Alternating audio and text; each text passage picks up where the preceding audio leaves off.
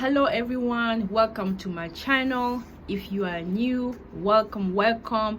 If you not new, thank you for stopping by. This is your girl Mimi Lisi.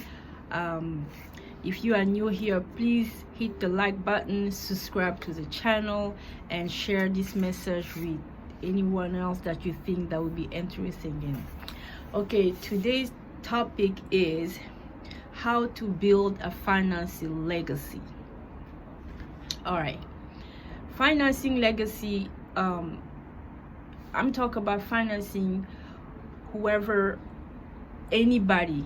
It doesn't matter if you're highly educated or if you're not educated. I think financing is just something that we cannot live without it. Okay, so now this message is particular to people that are thinking of going back to Africa, and then some of them don't know how to process the going back to Africa ideas. I'm talking about people that are willing to go. So if going back to Africa is not something that is for you, or you just wanted to do it because everybody is doing it, or some of the people you know are doing it, I think that's a bad idea. For doing it, you have to come from you. You want to go back because you want to go back, not because I want you to go back. I am just talking about people that are interested in going back, and then right now they just don't know the way or how to figure it out, how they will go back home and how they will be able to sustain their life, because they've been gone for so long and they don't know how to sustain their life while they are there. So my advice for worker, people that think they are just built to work for someone or for company or thing like that, you can start doing research of a company that is hiring people there. Like for instance, I know a lot of YouTubers said there is no job in Africa. Sometimes there is job, and some of those companies, because it's a lot of people relocating, it's a lot of people open up business, and those business are brand new, and those business require knowledge for people that are specialized in those particular stuff. I'm giving an example for one of my friends.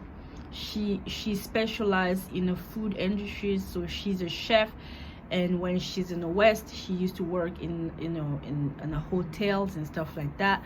So while she was going over there back home, then she went and worked with 5-star hotel that were paying her even more than how much she was earning in the particular Western country she were in. So just I don't want to mention her name because I don't want her to think that I'm talking about her personally, so that's why I don't mention her name. But yes, you have people like that. So if creators are going back home, like one of those of us that we going back home to create job, then you require people that be qualified and then the desire to do. So worker that wants to work for company only, you can look into those. And also, this is something that I'm not encouraged, but hey, everybody is different. I know a lot of organization like UN and stuff like that, like specifically in my country, they are over there, even though I don't like their presence over there, but I'm not going to take that personally. Is a lot of them over there, and then they're hiring a lot of local and also expat that was working in West and decided to repatriate it, and they get hired and they pay you like a decent salary that you can live well in Africa. And also, yes, that, and what else? But me, mainly, I'm talking about entrepreneur, visionary, people that have vision, people that want to create. My message more is toward them. So the advice that I give earlier is for those one that only wants to go and work for company that is that want company to give them benefit and stuff like that. But me personally, I talk about self-employed, creator, visionary, and etc. etc. Those type of people. My message mainly is based on them. So if you are in the West and you are specialized in certain things and you have a vision and you want to go and then and create what you have in mind, to be able to do that, you have to be ready financially. Financially, the way financing go, it is different. And then in my community, that's why I love my community. I love my community so much because I have learned a lot of things into my community, and I have to compare what I learned financially into my community, and then what I learned financially into the way school are teaching financing. So I put all those together. I use the one that I learned from my people, and I also use the one that I learned from book or for other big shot finances people. I incorporate all this together to apply. So those are my advice. To be able to go to Africa, or whoever are preparing to repatriate, those are the things you need to check on. Make sure you are debt free. Make sure you are debt free. I know in the US, most of the people have debt. Somehow you have student loan, or you have car loan, or your mortgage, or etc. etc. So you need to figure the way how to handle those loans here. The reason why I'm saying that is just because things happen. You can have a plan, and then when you land it to the continent, and when you try, obstacle like circumstance can happen. And when circumstances happen, then you can like use a plan B. You have to have a plan A to plan Z, so then you have like a backup that you can fall on. No matter how much you think you have saved, or how much you think that when you get there, I have that amount of money and this is how I'm gonna operate it. You never know what can happen, so always put that in mind. So like for instance, in US, when you have a good credit, you get access to loan. And then sometimes they have a certain kind of loan that when you get access to it, they tell you for the first 12 months or for the first 24 months you don't get interest rate on it. So and then they will give you a certain amount of money and something like that. So if you know in your gut that you'll be able to pay that money before those 24 months, then good for you. You get the money, and then you go do your operation, and then you make sure you pay those money back before the 12 months or the 24 month hitting. So the bank gonna start making money off of you by interest. To be honest, I don't like to borrow money from the bank. I hate doing that because it's just the bank try to make money off of you. I'm not rich, and I didn't come to US to make the big bank rich. They're already rich. They've been rich, and they will never be poor. So as a financially, my pocket for me to hand it to the bank, I can use that money and hand it someone else, helping other people that really need me, which is in Africa. So for that, step number one, we need to start saving what's called emergency fund. I don't know if you guys know the Dave Ramsey is one of the financing guy that he said, like, I think 7 steps to how to become debt free or something like that. He required everybody to save like $1,000 as an emergency fund. And then I think second step is to, I don't know, I think I wrote that down here somewhere. Second step is to start paying your debt. Start by the smallest debt. Start by the one that have a low interest, the highest interest. Start with the highest interest.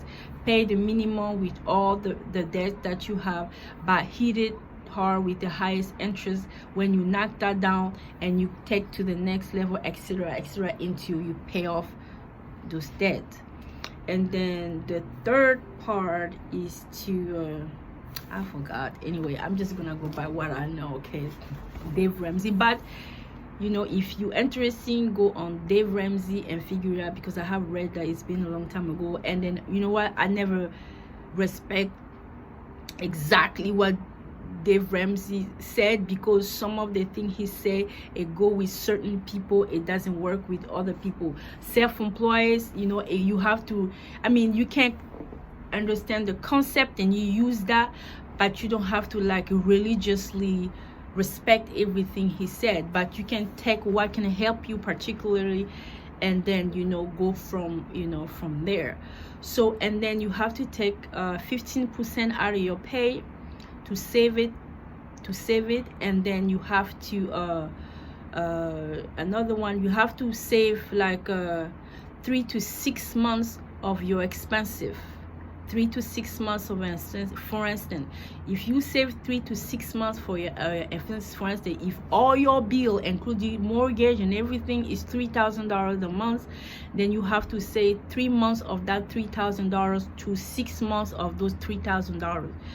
So if something like coronavirus arrived and then you cannot go to work, or you decide not to go to work because you don't want to contaminate your family members, then you have a room to, like, you know, to use those 3 months of your expensive. You won't be affected by, you know, by your bills or stuff like that. You're gonna still be financially ready, and you know how to handle your financing. You won't be depressed and stuff like that.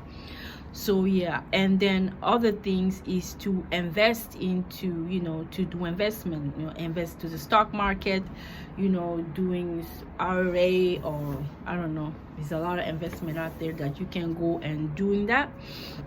So then you build, you know, your, you know, wealth this way. You know, some people don't have to physically be at work. Working is not the only way you can, you know, you can build wealth. You also can build wealth by not physically be where there. You can buy stock and resell it and stuff like that. Again, those are more for, like, you know, self-employed people know more about what I'm talking about. You know, but employee also can, you know, you have 401k and stuff. We all know that. Everybody that have a work for some company or whatever, you know, they give you that 401k, and take your 401ks and invested it, and then it accumulating money in a certain amount of years. You know, when you retire, the money you start with little, and the company you add it, and then, you know, in the future it become a lot of money. So when you retire, you have some money set aside for you to use it. So now, if you have a plan to relocate it in Africa, the good thing about relocating in Africa is, like, dollars can take you far away. Like, it can take you, you know, like a $24,000. You can accomplish a lot with it. How that you gonna apply for it to take you a long way is to minimize your spending. Even though life is cheap in Africa, but we have to live accordingly to plan. Even when you are here, when you decided to go groceries, you have to know exactly how much you need to eat your food, how much you need to pay your bills, how much you need to, like, you know, that project you have going on. If you said this project need $10,000 that I needed to do with that, you have to stick with your plan. Maybe it can be $10,000 for the beginning, and maybe it might cost you less, but stick it to your plan and stick it to your budget. Go doing overdoing thing, or try to please, or try to make people think that you are balling and you come from the US, you have to show off. Hey, you on your own. That means you're not ready to go and create and do things like everyone, you know, like you said you was gonna do. So stick it to your plan is one of the things that you should really consider. And then also, you know, help people talking about healthcare. Okay, I come to US when I was 24. I'm from Central Africa Republic. I come here very healthy. I don't have any health problem. I was born there. I was raised there. When I get sick, I go to the hospital. I mean, it's not like we don't have hospital over there. We have hospital, you know. That's for me. And there is also people there that have you know, like a health condition that are still living there, you know. But if you are very particular, you just want to go in certain kind of hospital, you have to, then that's you being picky, and you know, into, you know, you being picky. I mean, I can't respond to picky people. Like, if you are so picky, then you have to make a plan for your pickiness, because me personally, I am not picky. If people are in Africa are able to live with certain amount of money and they just look fine, we just look the same and stuff like that, so can I, you know. I'm a very humble person. I don't just go by everything that shine.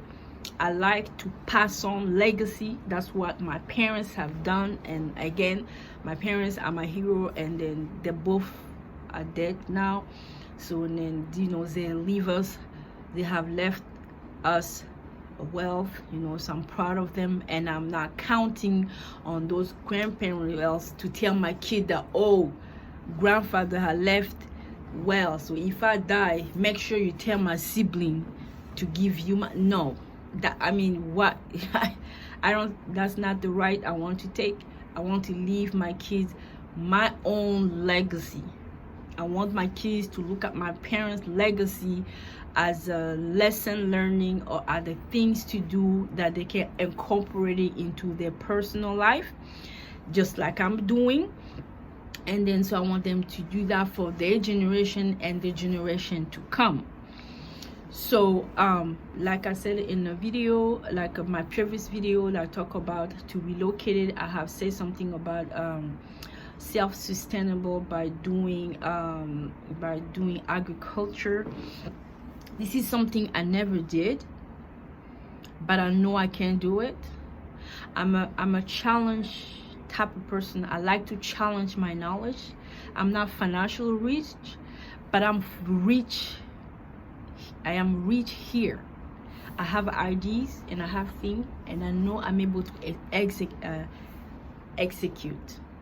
That's just the person I am. I always challenge myself. I probably will have a little difficulty on my way, but at the end of the day, I always execute what I put my mind to it.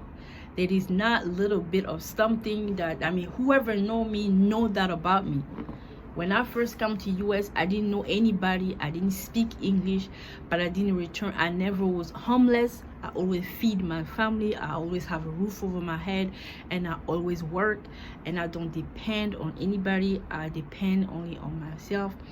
And then my husband also are part of it, but hypothetically said, if he's not around, I will be able to handle myself and my family. This is just the type of person I am, and I was raised like that. So that's that. So when you want to go Africa, things are not going to be easy, just like things are not easy here in the West. That's what we seems to forget sometimes, you know.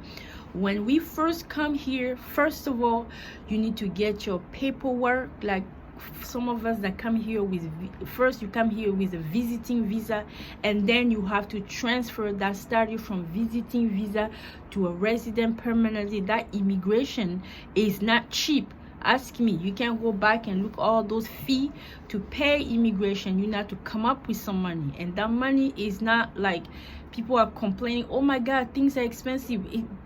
We immigrants that come here, we have pays a lot of money to change our status. And when you change the status, now what you want in life, what you expect yourself to come to life, you need to be, I mean, that's why you are here. You're here to accumulating some cash that back home you don't have. Then get to work. And when you accumulate, when you on your way accumulating the cash, don't get distracted by good things, that by shiny things. Stay focused. Staying focused is very important, guys. Staying focused is very important, because if we get distracted by bling bling, then we won't be, it will take a longer time to realize, to realizing our dreams or our project and stuff. You know, let's, for instance, if I want to create a school back home while I'm home, I know it will take me maybe 10 to 15 years to do that, right?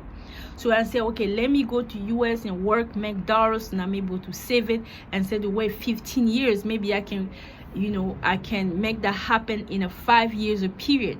But if I come here for those 5 years, become 12 years, become 20 years, that means I get distracted by everything that is going on here, which is not easy to be concentrated, but you should never forget why you here at the first place.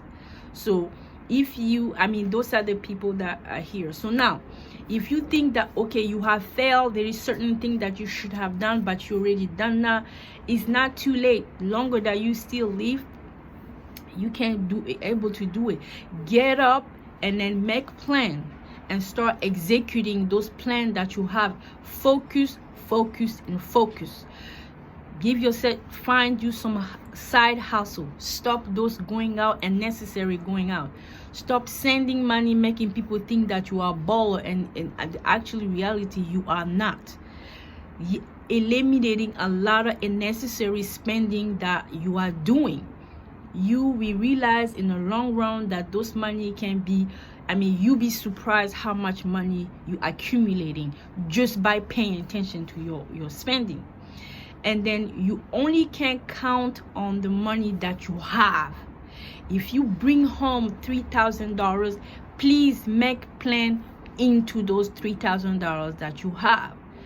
If you have a credit card that the bank give you $10,000, this is not your money. You can't count that as the money that you have access. You have access to it, but who wants to pay interest rate? Like I was saying earlier, who wants to make big bank richer? They already rich. Do you think they need your money? Come on. Make yourself financially free and dependent, just like the bank. The bank are free to do whatever they want to do financially. Would you be able to operate and access to things just like bank does? No. So if you are not into bank level, don't spend your money like you are so type of whatever, illusion. Sometimes you think you tell everybody, I make good money.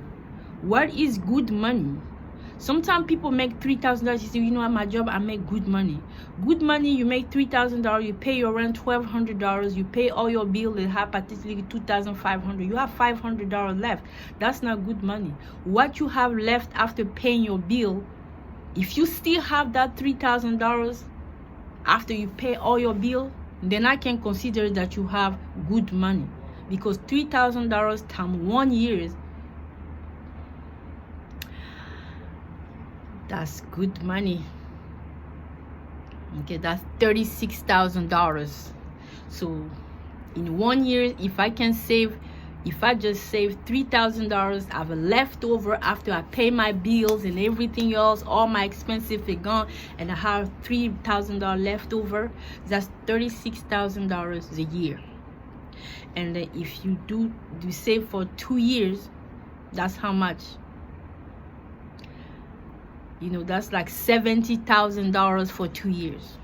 Okay, and I can call that good money. Okay, so then if you go home with $70,000, hey, you'll be able to accomplish a lot. First of all, if you are able to save that much money, that means you are financially okay. That means you know what discipline mean. You know what stay into the plan mean. You know all those basic things that we should know about how to save money means. Okay, and then circumstances happen to life in the West as is happened in Africa. In the West, we just don't have family support, and we just don't have, like, emotionally support and stuff like that. When you are home, you have all those supports. So sometimes when you go ups and down, you have a sister or aunt or nieces that can kick in and help you out in certain things. Here we just don't. So most likely we go depressed and stuff like that. If you're depressed, if you're in the West and you're depressed, you know what to do? Come to Mimi Lisi channel and watch all my advice. it will help you in life. And my advice, I'm not just sitting down here and then talk to you how things work. You know, I actually experiences, and now we, you know, as I said in my previous video, you guys, we go along with my journey, how I will repatriate back home. So that's it for today. If you like this channel, if you like this video, this particular video, please give me a thumbs up, subscribe to my channel, share this message to all your friends, and see you in the next video. Ciao.